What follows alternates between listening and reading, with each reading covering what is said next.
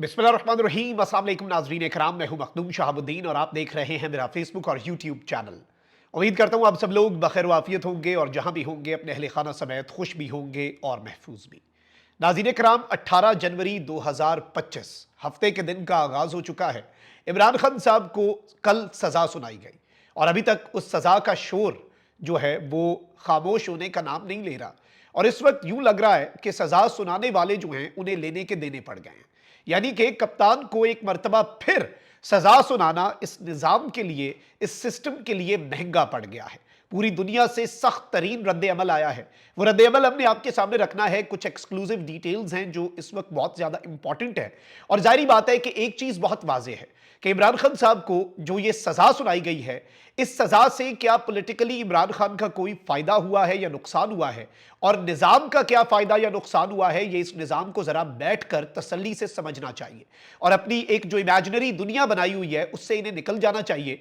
क्योंकि यकीन माने अब तक कप्तान को कितनी सज़ाएं ये सुना चुके हैं। 8 फरवरी के इलेक्शन से पहले बल्ले का निशान लेकर काजी फाइज ईसा जैसे तारीख के बदनुमा और दागदार तरीन किरदार से एक सियासी जमात का अदालती कत्ल करवा के और 8 फरवरी के इंतखाब से पहले 3 सज़ाएं सुना के आपने खमियाजा नहीं भुगता। उसके बाद अवाम ने क्या किया?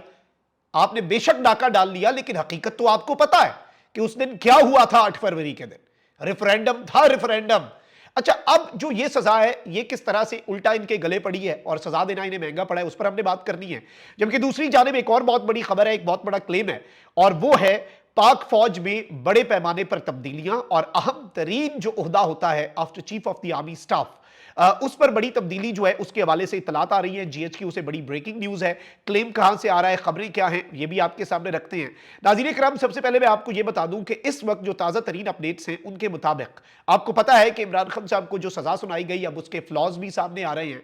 और ये जो जज नासिर जावेद राना साहब हैं, चीफ जस्टिस ऑफ पाकिस्तान ने सुओ मोटो नोटिस लिया था इनके खिलाफ और जुडिशियल ऑर्डर आया था कि ये शख्स जो है ये अनफिट है जुडिशियल सर्विस के लिए और इससे इसके तमाम तर जुडिशियल इख्तियारात ले लिए जाएं।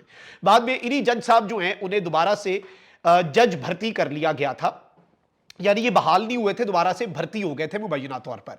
वो अदालती फैसला भी सामने आ चुका है।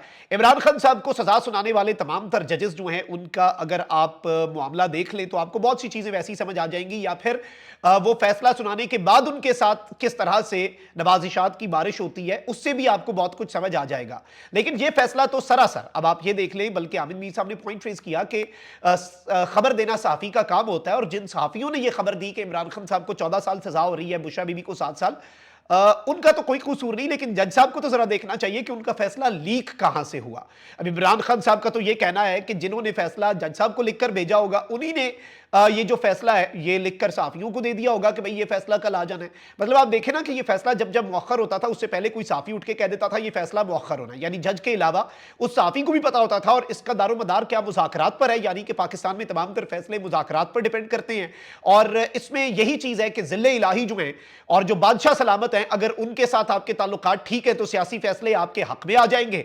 ज़िल्ले इलाही और बादशाह सलामत जो है उनके साथ आपके ताल्लुकात खराब हैं और आप उनके कहे में नहीं आ रहे तो आपके ताल्लुकात जो आपके खिलाफ सियासी फैसले जो हैं वो आ जाएंगे। मतलब खुदा का खौफ करे, इस मुल्क के साथ इससे बड़ा खिलवाड़ क्या हो सकता है। मतलब इससे देखें, इमरान खान का कोई नुकसान नहीं हुआ पिछले 3 साल में। पॉलिटिकली इमरान खान का फायदा ही फायदा हुआ है। नुकसान किसका हुआ है? इस सिस्टम का।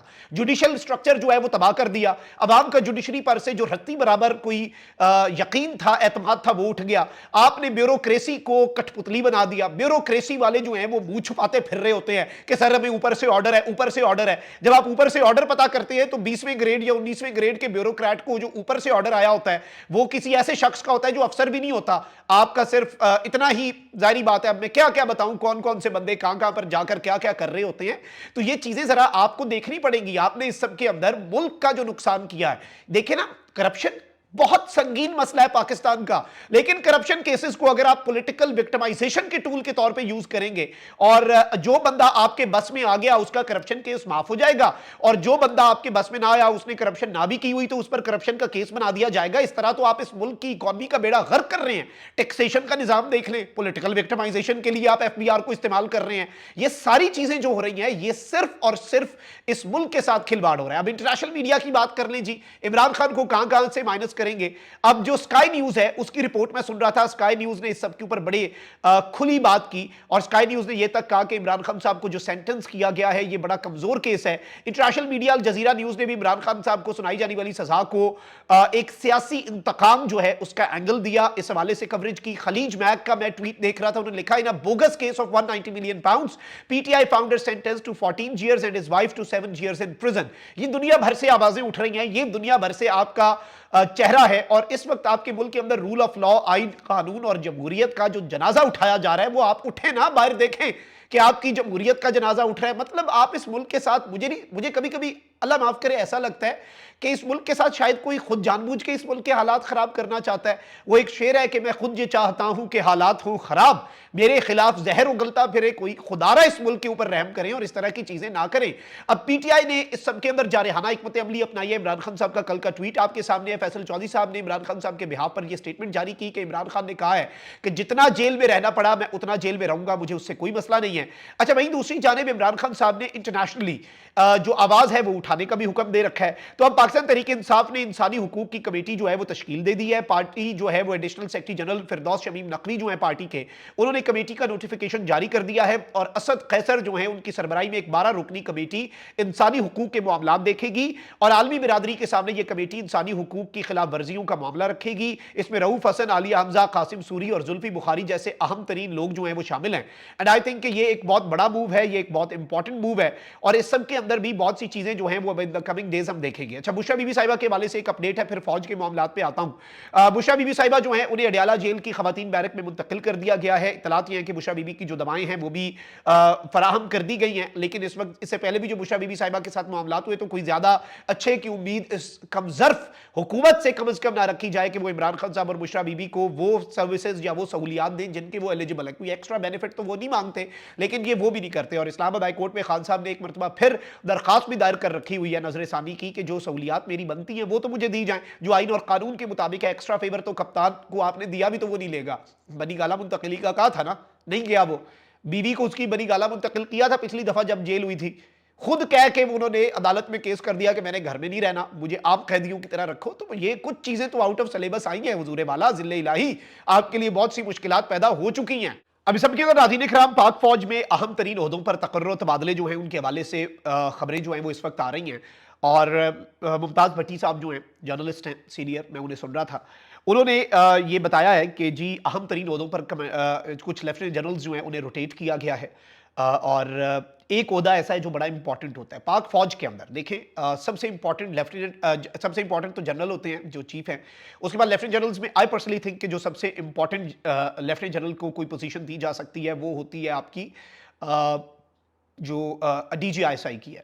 آلدو اس عہدے کے اوپر D G I S I کا عہدہ جو ہے اس کے لیے لیفٹیننٹ جنرل ہونا کمپلجن نہیں ہے, but it is a norm. لیکن یہاں پر امپورٹنٹ چیز یہ ہے کہ جو جی ایچ کیو کے اندر سب سے اہم عہدہ ہے, اور جو فوج کے اندر, کیونکہ آئی ایس آئی ایک الگ سے ادارہ ہے, ایک ایجنسی ہے جو ڈائریکٹلی پرائم منسٹر کو رپورٹ کرتی ہے بائی دا بک. اگر ہم دیکھیں جو فوج ہے اس کے اندر جو سب سے اہم عہدہ ہے آرمی چیف کے بعد وہ سی جی ایس کا ہے, چیف آف جنرل سٹاف, اور یہ تمام تر معاملات کو دیکھتا ہے چیف آف جنرل سٹاف جو ہے. اور مکمل طور پہ آرمی چیف کے بعد جی ایچ کیو کے معاملات اور فوج کے معاملات جو ہیں انہیں بہت ان ڈیپتھ اس عہدے نے دیکھنا ہوتا ہے, اور یہ بڑا اہم ترین عہدہ ہے. یعنی کسی بھی سی او ایس کے لیے, کسی بھی آرمی چیف کے لیے جو سب سے امپورٹنٹ عہدہ ہوتا ہے وہ ان کا اپنا سی جی ایس ہوتا ہے. اب سی جی ایس جو ہیں انہیں تبدیل کیا گیا ہے اور انہیں 5 کور میں بھیج دیا گیا ہے. اور یہ میں آپ کو بتا دوں کہ لیفٹیننٹ جنرل ویس دستگیر صاحب جو ہیں یہ پہلے ڈی جی ایم او بھی رہے, انہیں سی جی ایس کے عہدے سے بھیج دیا گیا ہے 5 کور کو لیڈ کرنے کے لیے. کور کمانڈر لاہور جو ہیں لیفٹیننٹ جنرل سید رضا, انہیں تبدیل کر کے سی جی ایس لگا دیا گیا ہے. یہ ایک بہت عام ترین ڈیولپمنٹ ہے. جنرل بابر افتخار جو کہ D G I S P R بھی رہ چکے ہیں, اور اہم ترین آپ کو پتا ہے جو D G I S P R ہوتے ہیں انہیں ویسی پوری قوم جانتی ہوتی ہے. لیفٹیننٹ جنرل بابر افتخار جو ہیں وہ 5 کور کو لیڈ کر رہے تھے کراچی میں, انہیں این ڈی یو کا پریزیڈنٹ لگا دیا گیا اس عہدے پر. پہلے آپ کو پتا ہے کہ جنرل آصف غفور صاحب جو ہیں وہ ابھی ریٹائر ہوئے ہیں ریسنٹلی, تو وہ تھے.